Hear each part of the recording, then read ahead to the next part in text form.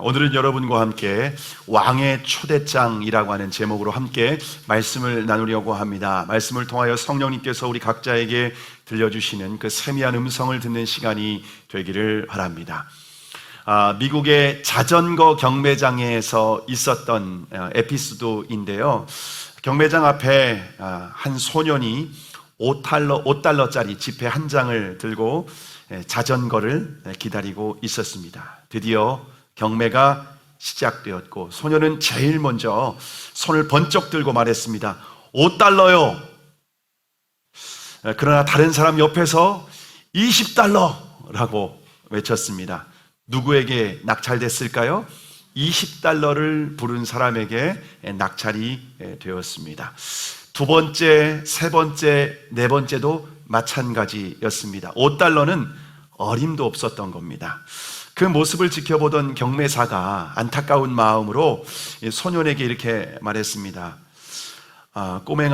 꼬마야, 20달러나 30달러쯤은 불러야 낙찰을 받을 수 있는 거야. 소년이 대답했습니다. 하지만 아저씨, 제가 가진 돈은 5달러가 전부예요. 경매사가 소년에게 말했습니다. 그 돈으로는 살 수 없단다. 부모님께 돈을 더 달라고 하려무나. 소년이 다시 대답을 합니다. 안 돼요. 우리 아빠는 실직당했고 엄마는 아파서 돈을 보태줄 수가 없어요. 동생에게 꼭 자전거를 사가겠다고 약속했는데. 소년은 고개를 떨구고 말았습니다. 경매는 계속되었지만 소년은 5달러를 외치면서 결국 자전거 낙찰을 받지 못했습니다. 그런데 사람들은 5달러를 외치는 소년을 주목하게 되었습니다. 드디어 마지막 자전거 경매가 시작이 되었습니다. 자, 최종 경매에 들어갑니다. 그 자전거는 가장 좋은 자전거였습니다. 소년은 고개를 푹 숙인 채 아무런 기대가 없이 작은 소리로 5달러를 외쳤습니다. 순간 경매장 안은 조용해졌습니다. 아무도 다른 값을 부르지 않는 겁니다. 경매사가 말합니다.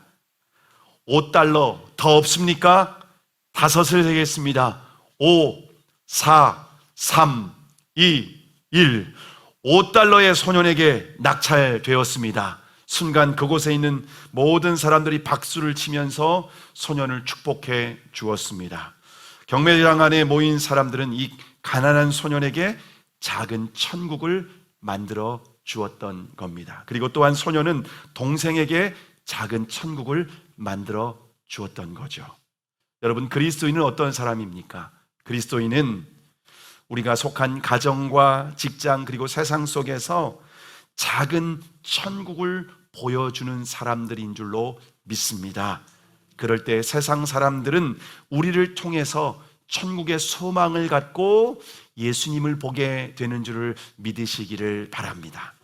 자, 그러면 천국은 어떤 나라일까요? 오늘 본문 1절과 2절을 함께 읽겠습니다. 시작. 예수께서 다시 비유로 대답하여 이르시되 천국은 마치 자기 아들을 위하여 혼인잔치를 베푼 어떤 임금과 같으니. 여러분, 예수님은 하늘의 진리를 전하실 때 하늘의 진리이기 때문에 우리가 잘 이해를 못하는 거예요. 그래서 비유로 말씀하시곤 하셨는데요, 비유로 설명을 하면은 추상적인 것이 우리가 구체적으로 쉽게 이해할 수 있지 않습니까?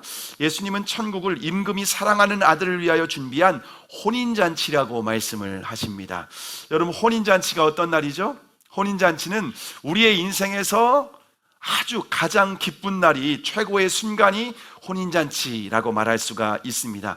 그래서 유대인들은 혼인잔치의 기쁨을 상징하는 포도주를 마시는 문화가 있었습니다. 예수님께서도 가나의 혼인잔치에 가셨을 때에 그 가난한 집이어서 포도주가 다 떨어지지 않았습니까? 그럴 때에 예수님은 물을 포도주로 변화시키는 첫 번째 이적을 행하셨습니다. 다시 말하면 예수님께서 이 땅에 오신 목적은 우리가 잃어버린 기쁨, 천국의 기쁨을 다시 회복시켜 주시기 위해서 오신 줄을 믿으시기를 바랍니다.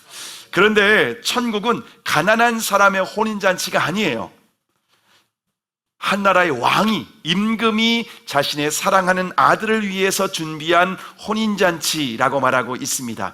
여러분, 임금이 잔치를 준비했다면 얼마나 화려하고 풍성한 잔치이겠습니까? 특별히 가장 사랑하는 아들을 위해서 준비한 혼인잔치입니다. 그래서 축의금도 필요 없습니다. 왜냐하면 왕은 부족함이 없기 때문에 그렇습니다. 그래서 고대 국가에서는 사랑하는 왕의 아들 황태자의 결혼식에 하객으로 초대받는 것을 가문의 영광으로 생각을 했습니다. 혼인잔치에 초대를 받은 사람들은 마치 수학여행을 앞두고 있는 그러한 학생과 같이 잠을 이루지 못하고 그 혼인잔치 예식을 손꼽아 기다릴 수밖에 없습니다. 그런데 왕의 아들이 결혼잔치에는요, 아무나 갈 수 없어요. 특별히 왕이 초청장을 보낸 사람들, 그 초청장을 받은 사람들만 잔치에 참여할 수 있습니다. 자, 그런데 초대장을 받은 귀빈들이 어떻게 했습니까? 오늘 보면 3절의 말씀인데요, 3절의 말씀 함께 읽겠습니다. 시작. 그 종들을 보내어 그 청한 사람들을 혼인잔치에 오라 하였더니 오기를 싫어하거늘. 여러분, 왕이 자신의 종들을 보내서 귀빈들을 초청했습니다. 귀빈들을 직접 모시고 올 수 있도록 최고급 승용차를, 벤츠, 최고급 사양을 이렇게 해서 보냈습니다. 해외에 있는 사람들에게는요, 또 퍼스트 클래스 항공권까지 다 끊어서 보내주기까지 했습니다. 그리고 여기에서 보네어라고 하는 말로는 헬라어로 아포스텔로스라고 하는 이 단어가 원어인데요, 이것은 국가의 대사를 보낸 겁니다. 국가에 아주 굉장히 막중한 임무를 띈 왕을 대신한 대사를 파견을 한 겁니다. 초대받은 사람들은 이미 왕의 아들이 결혼식을 하게 된다라고 하는 것을 이미 알고 있었어요. 그런데 구체적인 날짜가 정해지지 않았기 때문에, 다만 그 날짜를 몰랐는데 드디어 결혼 날짜가 이제 정해지게 된 겁니다. 그래서 왕은 최대한 예의를 갖추어서 귀빈들을 초대하려고 초대장을 보냈습니다. 그런데 왕의 초대장을 받은 귀빈들이 어떻게 반응합니까? 귀빈들의 반응이 썰렁한 거예요. 다 바쁘다는 핑계로 혼인잔치에 참여할 수 없다는 겁니다. 왕은 도무지 이해가 안 되는 거예요. 그래서 왕은 더 예의를 갖추어서 다시 정중하게 그들을 초대합니다. 오늘 보면 4절에 보시면 다시 다른 종들을 보내며 이르되 청한 사람들에게 이르기를 내가 오찬을 준비하되 나의 소와 살찐 짐승을 잡고 모든 것을 갖추었으니 혼인잔치에 오소서 하라 하였더니 라고 말씀합니다. 왕은 다른 대사를 보내서 또 정중하게 초대를 했습니다. 이번에는 신라 호텔 주방장을 불러서 최고급 암소 스테이크를, 송아지 요리까지 다 준비했다고 하는 겁니다. 특별히 예식에 참여할 수 있도록 최고급 원단으로 예식에 참여하는 사람들을 위하여서 예복까지 준비했다는 겁니다. 그래서 결혼잔치에 참여해서 이 잔치 자리를 빛내달라고 왕이 정중하게 마음을 전달을 했습니다. 그런데 귀빈들이 어떻게 반응을 했죠? 오늘 보면 5절과 6절의 말씀입니다. 5절과 6절 함께 읽을까요? 시작. 그들이 돌아보지도 않고 한 사람은 자기 밭으로 한 사람은 자기 사업하라고 하고 그 남은 자들은 종들을 잡아 모욕하고 죽이니. 왕이 대사를 보냈는데 돌아보지도 않는 거예요. 완전히 무시하는 겁니다. 그들 중에 한 사람은 밭에 일하러 가야 된다는 거예요. 또 한 사람은 사업하러 가야 되기 때문에 바쁘다는 겁니다. 사실 그 땅은 왕이 제공한 땅이었습니다. 농사를 짓는다고 했는데 그 땅은 왕의 땅이에요. 왕의 땅에서 농사를 짓는데 농사 짓는다고 바쁘다는 거예요. 사업하러 간다는 사람은요, 왕이 무역을 할 수 있도록 무이자로 융자를 해주고 또 무역을 할 수 있도록 법적인 조치까지 다 마련해 주까지 활로까지 다 열어줬습니다. 그런데 왕의 아들이 결혼식을 하는데 사업한다고 바쁘다는 핑계를 되는 겁니다.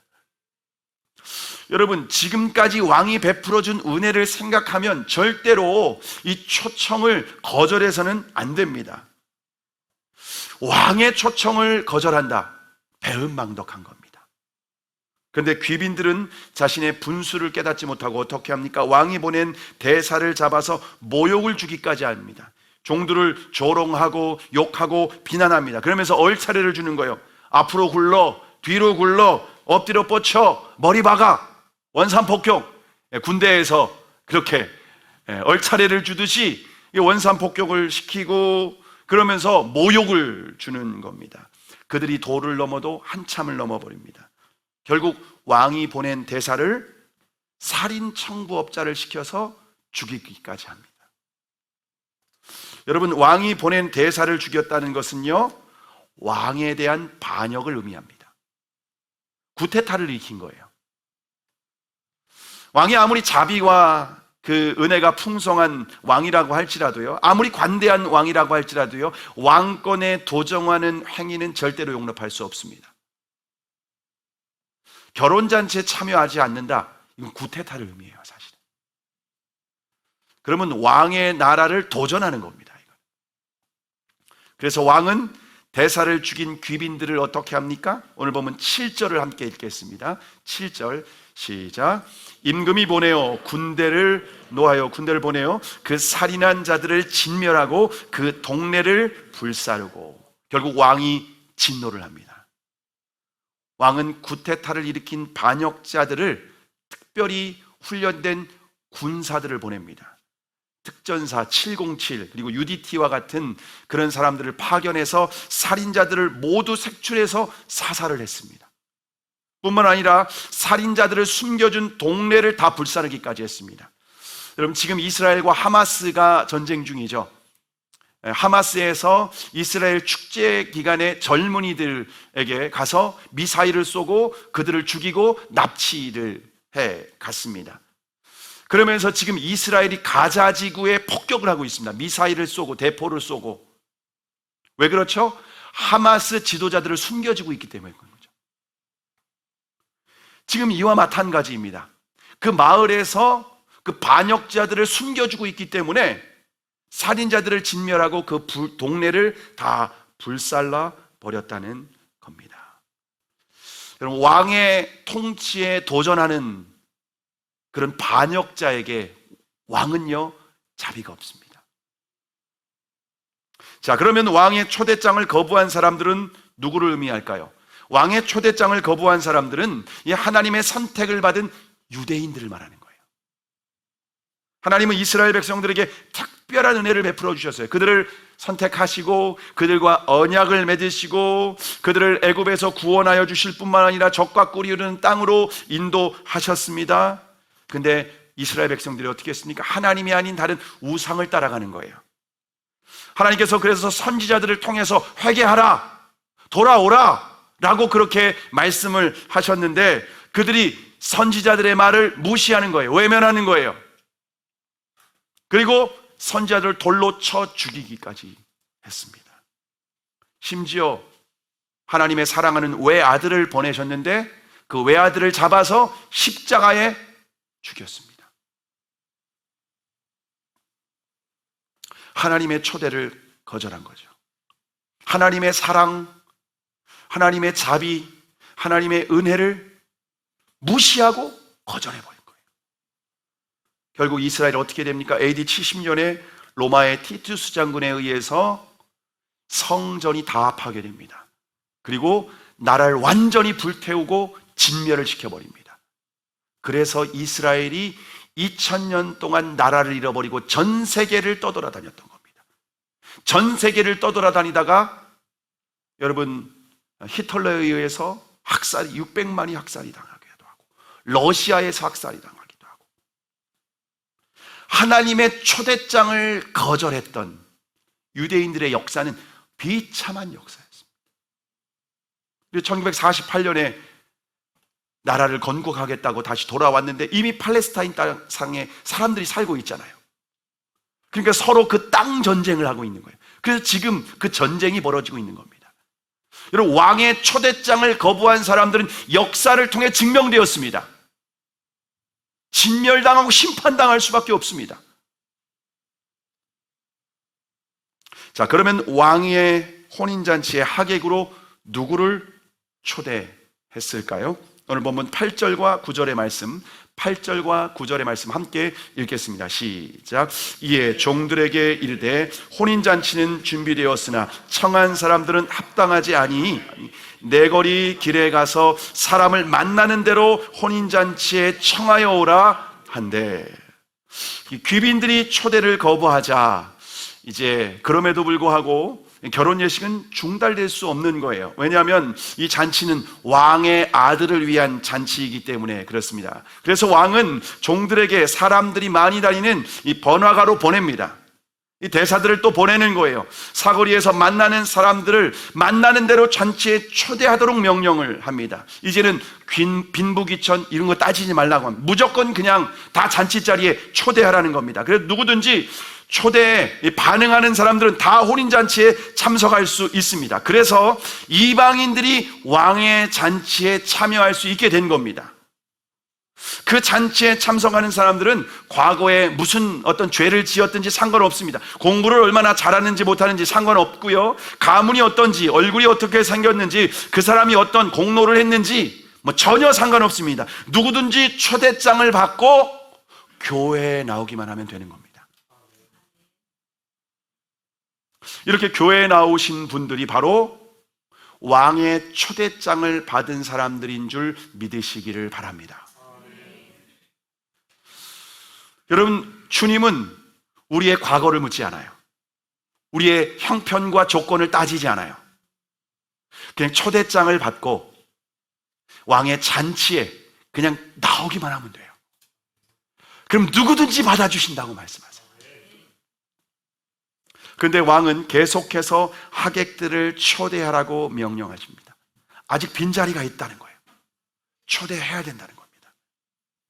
그래서 우리가 왕의 명령을 따라서 천국잔치를 준비하고 있습니다. 여러분이 남양 사거리에서 만나는 대로 혼인잔치에 초대해야 됩니다. 그런데 사거리에는요, 노숙자도 있고 또 술집 여자도 있을 수 있어요. 시장 골목에는 배추와 산나물을 파는 할머니도 계십니다. 사거리에는 외국인 노동자도 있고 학교 갔다 집에 돌아오는 학생도 있습니다.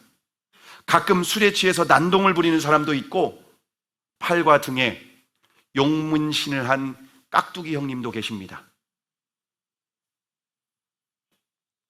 그런 사람들을 원래 왕의 잔치에 초대할 수 없는 사람들이었어요. 그런데 이제는 누구든지 상관없어요.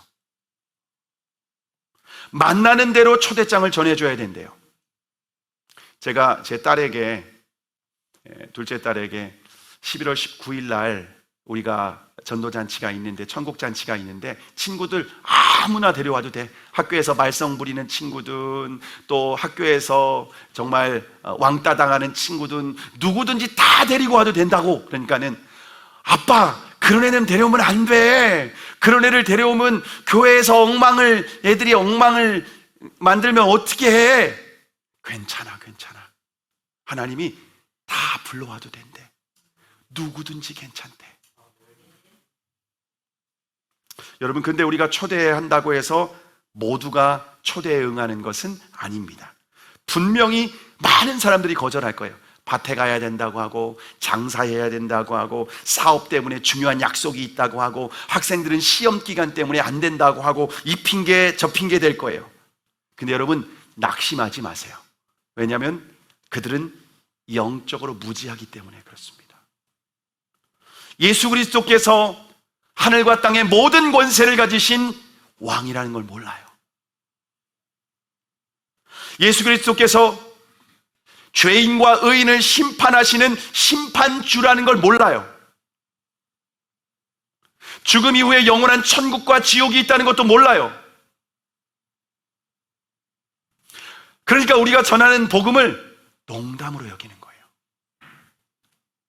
할 일 없다고 생각할 수 있어요. 근데 그들이 영적으로 무지하기 때문에 그래요. 그럼 영적인 세계에 관심이 없는 사람들을 어떻게 초대할 수 있을까요? 여러분, 영적인 감각이 없으면요, 육적인 감각에 반응할 수 있도록 지혜를 사용해야 됩니다. 여러분, 대한민국의 남자는 다 군대를 가죠. 군대 가면은요, 기독교에 전혀 관심이 없는 많은 사람들이 많이 있습니다. 종교에 관심이 없어요. 신앙에 관심이 없어요. 그런데 그런 사람들이 교회에 나올 수 있도록 어떻게 할까요? 군인들에게 초코파이를 줍니다. 초코파이는 엄청난 능력이 있습니다. 종교에 관심도 없고 영적인 것에 전혀 관심도 없는 그런 사람들이 초코파이 때문에 교회를 나오게 됩니다. 제 친구 중에 군대를 갔는데 이등병이었습니다. 이등병 때는 초코파이도 내무반에서 함부로 못 먹으니까 종교 행사를 가서 초코파이를 주머니에 가지고 온 거예요. 근데 초코파이를 조용히 먹어야 되니까 화장실로 갔습니다. 그것도 재래식 화장실, 밖에 있는. 냄새가 얼마나 심합니까? 재래식 화장실 요즘에는 보기 힘들죠. 근데 거기에서 조용히 초코파이 봉지를 뜯었습니다. 꺼낼 때부터 조용히 슥슥 뜯었습니다. 그리고 먹으려고 했는데 너무 조심하다 보니까 그만 놓쳐버린 거예요. 재래식 화장실입니다. 냄새가 올라옵니다. 오물이 묻었습니다. 결국 그 친구가 깔끔 떨기로 유명한 친구인데 통곡을 했답니다. 왜? 초코파이 하나 때문에. 여러분, 군인들에게 초코파이는요, 생명의 양식입니다. 영혼의 양식과도 같습니다. 그래서 우리도 초코파이를 사용해야 됩니다. 그래서 이번에 천국잔치에 초코파이로 미다리 아빠 박영규 씨를 모셨습니다. 박영규 씨가 얼마 전부터 예수님을 믿고 교회를 다니기 시작했답니다. 김장한 목사님 통해서 교회 나가라고, 예수 믿으라고 사랑의 교회를 나가고 있다고 합니다. 영적인 세계에 관심이 없어도 미다리 아빠는 압니다. 제 딸도 알더라고요. 요즘 애들도 미다리 아빠는 안 돼요. 제 딸 친구들한테도 물어봐요. 너 미다리 아빠 아니? 알죠? 다 안 돼요. 요즘 초등학생도 미다리 아빠는 안 돼요. 여러분, 물론 미다리 아빠가 온다고 해서 다 참여하는 거 아니에요. 관심 있는 사람도 있고 오는가 보다. 근데 나는 관심 없어. 나는 그래도 돈이 중요하고 사업이 중요하고 시험이 중요하고 다른 게 중요해. 이런 사람들이 분명히 있을 겁니다. 그래서 우리가 조금 더 큰 초코파이를 준비했습니다. 경품을 준비했습니다. 이번에 경품으로 수요일날, 목요일날 우리 모여있는 분들에게 물어봤습니다. 어떤 경품을 주면은 오시겠어요? 그래서 앞에 하이마트를 갔어요. 그랬더니 스타일러 없는 집이 많대요. 근데 스타일러 준다고 하면은 오겠대요. 그리고 또 뭐냐니까 로봇 청소기 이런 게 집에 없대요. 그리고 공기청정기, 뭐 냉장고, 세탁기 이런 건 다 있을 거라는 거예요.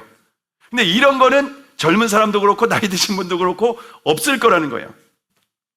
그래서 그 순간 제 마음에 어떤 생각이 들었냐면, 지난 주일 거라사 광인을 위해서 예수님이 얼마의 대가를 지불했죠? 돼지 2,000마리 10억의 대가를 지불하지 않았습니까? 그래서 우리도 대가를 지불하자 라는 마음으로 여러분 경품을 준비했습니다. 한 영혼을 위해서, 그들이 영적인 세계에 관심이 없으니까, 영원한 세계를 알지 못하니까, 예수 그리스도를 알지 못하니까 그렇게라도 나와서 복음을 한 번이라도 들으라고 그 간절한 마음으로 기도하며 준비했습니다. 또한 천국잔치에 참석하는 분들을 위해서 식사를 준비했습니다. 이번에 누가 통돼지 바베큐 한 마리를 후원하겠다고 하시더라고요. 그래서 정성스럽게 잔치집같이, 천국잔치니까 진짜 잔치집같이 앞에서 돼지를 구우려고 해요. 따뜻한 국을 준비하려고 해요. 맛있는 식사를 정성스럽게 준비하려고 해요. 그리고 극동방송에서 선물을 준비하겠대요. 어른들을 위해서는 파카, 네이 준비하겠대요. 박스에 다 담아서 준비해요. 아이들을 위해서는 학용품과 먹을거리를 박스에 준비해서 선물을 가져오겠대요. 극동방송에서도 한 영혼을 위해서라면 아낌없이 투자하겠다. 김장한 목사님이 그러더라고요. 누구 데려가면 올 수 있어? 누구 데려갈까? 제 속에서는 임영웅이요 이렇게 하고 싶었는데 임영웅은 데려올 수가 없을 것 같아요. BTS요 이랬는데 안 될 것 같아서. 예. 여러분, 우리가 풍성한 잔치를 준비하고 있습니다. 근데 우리 성도들 중에서도 무관심한 분들이 있는 것 같아요. 여러분, 왕의 명령입니다. 제가 하는 거 아닙니다. 제가 오늘 이 11월 19일 이 천국잔치는요, 제가 기획하지 않았습니다. 김장한 목사님 쪽으로부터 전화가 왔어요. 오고 싶다고, 그 교회 가겠다고. 기도만 하고 있었을 뿐인데 모든 천국잔치를 준비해 주셨다는 겁니다. 여러분, 영적인 세계에 관심이 없는 사람이라고 할지라도 초대하시기 바랍니다. 여러분이 만나는 이웃집이 있잖아요. 옆집 아줌마, 애 엄마 친구 있잖아요. 직장 동료 있잖아요. 여러분, 우리 교회 성도들이 이 일에 관심을 갖고 초대해야 됩니다. 그래서 여러분이 초대할 수 있도록 경품까지 준비하고 선물과 맛있는 식사와 모든 것들을 이미 다 준비했습니다. 특별히 삶에 대한 소망을 잃는 사람들, 여러분의 가족, 친구, 지인들, 삶에 기쁨이 없고 만족이 없는 사람들 초대하실 수 있기를 바랍니다. 왕의 명령입니다. 여러분, 그렇게 초대에 응한 사람들과 함께 이제 천국잔치가 진행될 예정입니다. 그 중에는 선한 사람도 있고 악한 사람도 있을 거예요. 착하고 성실한 사람도 있지만 악하고 게으른 사람도 있을 거예요. 심지어 조폭들도 잔치에 올 수 있습니다. 원래 참석해야 될 귀빈들이 아니라 뭐 별의별 사람들이 다 모여 있을 거예요. 여러분, 괜찮아요. 그게 왕의 뜻이에요. 하객들이 이제 다 모였다는 소식을 듣고 왕이 잔치를 진행하려고 내려왔습니다. 왕은 이제 아들의 혼인잔치에 참여할 하객들을 보고 마음이 뿌듯했습니다. 자, 그런데 하객들 중에 왕의 눈에 띄는 사람이 있었는데 누구였을까요? 오늘 보면 11절과 12절입니다. 11절과 12절 함께 읽겠습니다. 시작. 임금이 손님들을 보러 들어올새 거기서 예복을 입지 않은 한 사람을 보고 이르되 친구여 어찌하여 예복을 입지 않고 여기 들어왔느냐 하니 그가 아무 말도 못하거늘. 잔치에 참석한 하객들 중에서 예복을 입지 않은 사람이 있는 거예요. 여러분, 우리가 요즘에는 결혼 예식이라고 하면은 우리가 예복을 준비하죠. 내가 특별히 살이 쪄서 입을 옷이 없으면은 백화점에 가서 다시 남자들은 양복을 사기도 하고 또 여자들은 또 옷을 또 사기도 합니다. 우리가 옷을 입으려면은 특별히 여자들은 입을 옷이 없대요. 그러니까 꼭 어디 가려면 꼭 옷을 사야 된다고 얘기를 하더라고요. 어쨌든 우리가 예복을 그렇게 준비해서 가는데 고대 결혼 예식에는요, 혼주가 예복을 따로 준비했습니다. 그래서 내가 예복을 준비할 필요가 없이 그냥 예식에 참여하면 됩니다. 수영복 입을 때는요, 수영장에 가려면 수영복을 입어야 되죠. 군대 가려면 군복을 입어야 됩니다. 마찬가지로 왕의 결혼식에는 예복을 입고 참여해야만 합니다. 그래서 왕이 예복까지 다 준비했습니다. 그래서 아까 제가 신라호텔 송아지 요리하고 최고급 원단으로 예복까지 준비했다는 말씀을 드렸던 겁니다. 그래서 왕이 준비한 예복을 다 입고 잔치에 참석하면 되는데 한 사람이 예복을 입지 않은 사람이 있는 거예요. 그래서 왕이 물었습니다. 친구여, 어찌하여 예복을 입지 않고 여기에 들어왔는가? 왕이 정중하게 물었는데 대답을 못하는 거예요. 아무 말도 못하는 거예요. 여러분, 이 사람은 예복을 입어야 된다는 걸 알았어요. 근데 본인이 거부한 거예요. 다 준비까지 해줬어요. 입을 수 있는 기회가 있었어요. 추천도 했어요. 입으셔야 됩니다. 입지 않으면 왕의 잔치에 참석할 수 없습니다. 그런데 옷은 입지 않고 잔치는 즐기고 싶었던 거예요. 그러면 왕은 예복을 입지 않은 하객을 어떻게 했을까요? 오늘 보면 13절과 14절의 말씀 함께 읽겠습니다. 시작. 임금이 사원들에게 말하되 그 수족을 결박하여 바깥 어두움에 내어 던지라. 거기서 슬피 울며 이를 갈미 있으리라 하니라. 청함을 받은 자는 많되 택함을 입은 자는 적으니라. 왕은 종들에게, 사환들에게 엄하게 명령합니다. 예복을 입지 않은 사람 이 손과 발을 묶어서 바깥 어두움에 내어 던지라. 거기서 슬피 울며 이를 갈게 될 것이다. 여러분, 결국 예복을 입지 않은 사람은 바깥 어두운 곳에 쫓아내게 되는데 그것이 바로 지옥입니다. 왕의 잔치가 벌어지게 되면 이 세상은 심판당하는 겁니다. 예복을 입지 않은 사람은 영원히 이를 갈게 될 것입니다. 왜 그렇습니까? 잔치집에 초대도 받았어요. 예복을 입을 수 있는 기회도 있었어요. 그런데 본인이 거절했습니다. 교회는 나왔어요. 그런데 예복을 입지 않았어요. 결국 천국 잔치에 참여할 수 없다는 겁니다. 그래서 14절 마지막에 뭐라고 합니까? 청함을 받은 자는 많되 택함을 입은 자가 적다고 말씀하십니다. 청함을 입은 자와 택함을 입은 자가 누구를 의미할까요? 청함을 입은 자는 초청장을 받고 교회에 온 사람이죠. 예배 드리는 사람이에요. 직분도 받을 수 있어요. 교회 봉사도 하고요. 그리고 11월 19일에 초대장을 받고 이 자리에 온 사람들입니다. 그럼 택함을 받은 사람은 누구일까요? 택함을 받은 사람은 예복을 입은 사람입니다. 그럼 예복은 무엇을 의미할까요? 갈라디아서 3장 27절에 보면 누구든지 그리스도 합하여 침례를 받은 자는 그리스도로 옷 입었느니라 말씀을 하십니다. 예수 그리스도를 믿는 자가 예복을 입은 자라고 말합니다. 예수 그리스도를 나의 주님으로, 내가 죽고 내 안에 그리스도께서 사신다라고 하는 이 믿음이 있는 사람이 바로 예복을 입은 사람입니다. 그 예복을 입은 사람은 천국 잔치에 참여할 수 있는 줄 믿으시기를 바랍니다. 혹시 여러분 중에 아직도 예수 그리스도를 주님으로 믿지 않는 분 계십니까? 교회 나온다고 끝이 아닙니다. 예복을 입어야 됩니다. 여러분, 예복을 입어야 잔치에 들어갈 수 있습니다. 진짜 내가 예복을 입고 있는지 여러분 스스로를 점검해 보실 수 있기를 바랍니다. 그래서 이번에 천국 잔치에 김장한 목사님께서 천국 잔치만 하는 게 아니라 복음을 전하시는 거예요. 박영규 씨가 오고 임영웅이 오고 예를 들어서 BTS가 와서 수많은 사람들이 온들 예복을 입지 않으면 잔치에 들어갈 수 없습니다.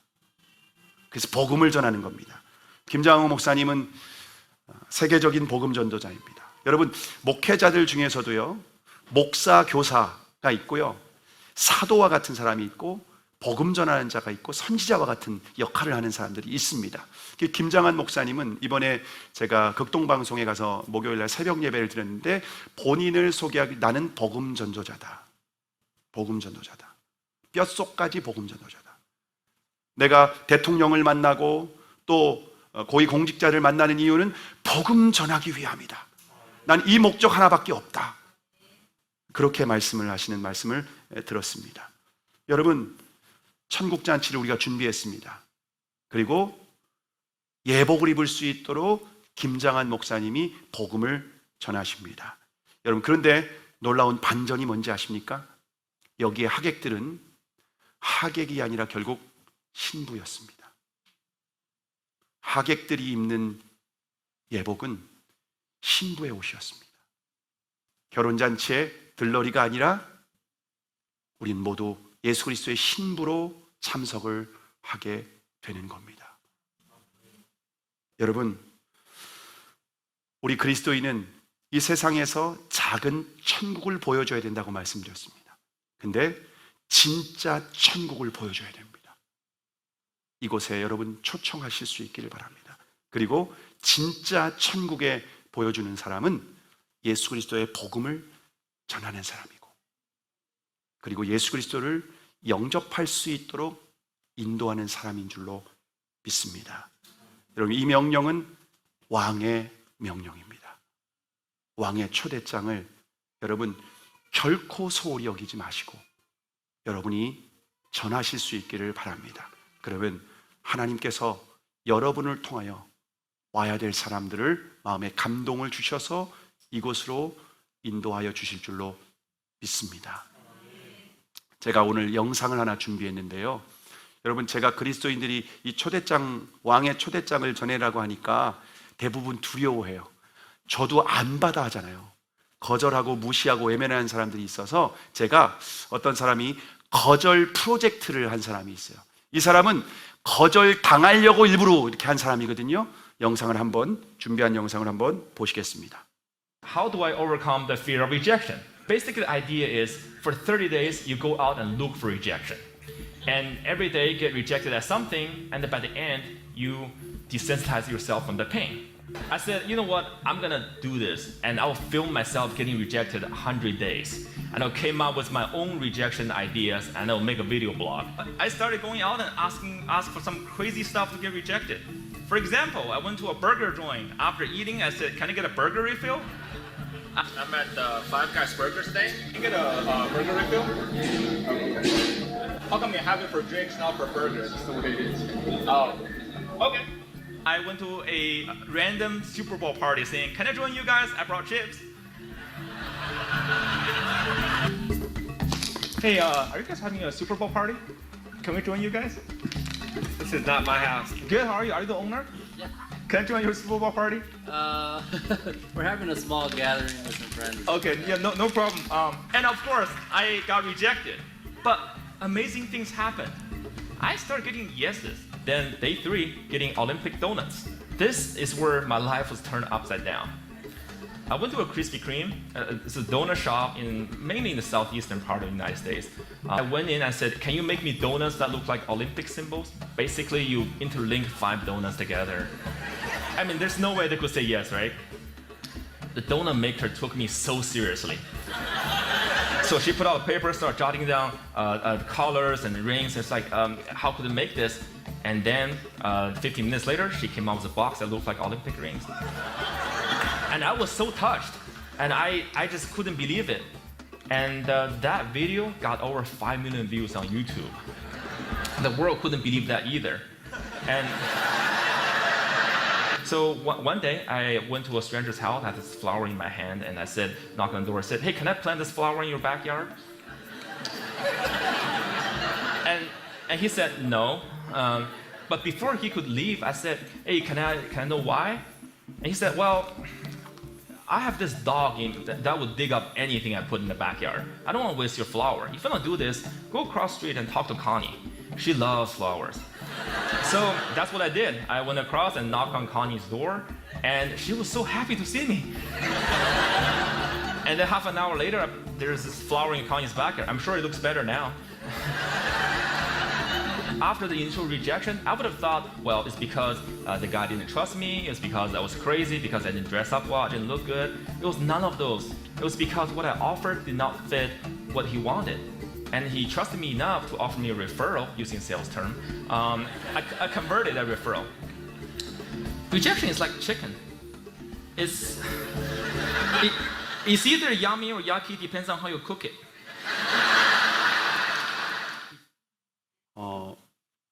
거절을 의도적으로 했습니다. 말도 안 되는 걸.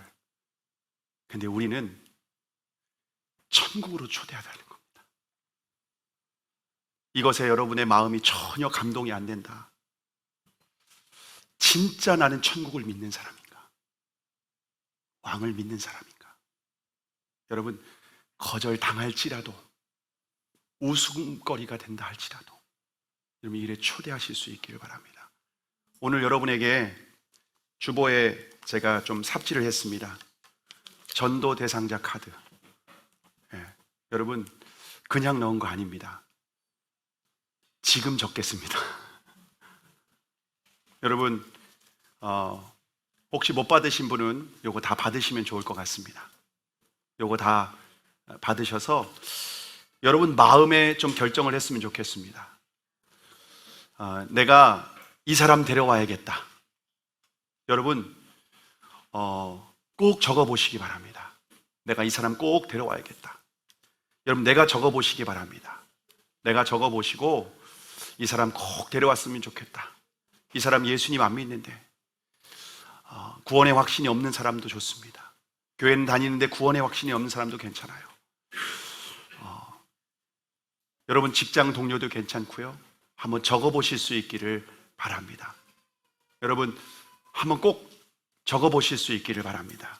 여러분이 적는 동안 제가 한 가지 예화를 하나 드리겠습니다. 한 성도가 큰 가방을 가지고 천국문에 도착했습니다. 천사가 묻습니다. 그 가방이 무엇이 들었습니까? 네, 이 가방에는 주님께 드리려고 이 세상에서 가장 소중한 것을 가지고 왔습니다.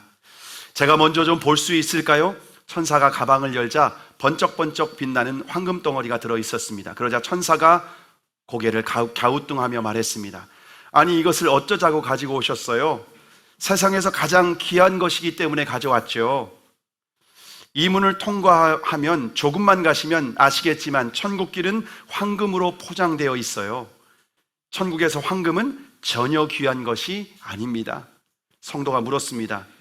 그러면 천국에서 가장 귀한 것은 무엇입니까? 천사가 대답했습니다.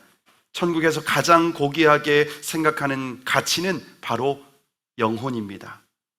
당신을 통해서 구원받은 영혼은 어디 있습니까? 당신을 통해 복음을 듣고 구원받은 영혼은 어디에 있습니까? 저는 잘 몰랐습니다. 아니 모른다니요. 주님이 계속 성경을 통해서 말씀하시지 않았던가요? 예배를 통해서 계속 말씀하시지 않았던가요? 천하보다 귀한 영혼의 가치에 대해서 말입니다.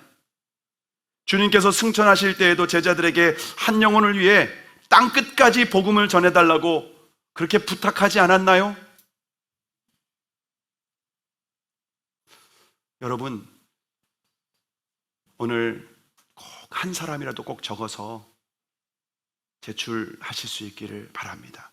그래야 여러분 기도하고 그래야 그 사람에게 가서 권면하고 거절당할지라도 거절당할까 봐 시도조차 하지 않는 것, 여러분 그것은 부끄러운 것입니다.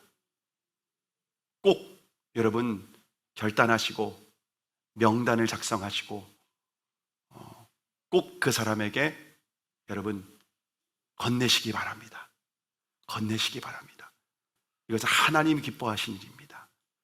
내 자존심 구겨진다고, 내 체면 구겨진다고 거절할 게 아니라 여러분 이 일에 꼭 여러분이 함께 하실 수 있기를 바랍니다. 다 적으신 분은 제출해 주시면 좋을 것 같습니다. 우리 이순공 권사님께서 받아 주시겠고요. 제가 여러분에게 속지 않습니다. 지난번에 내드렸는데 3분 내시더라고요. 다 적으신 분은 이순공 권사님에게 제출해 주시기 바랍니다.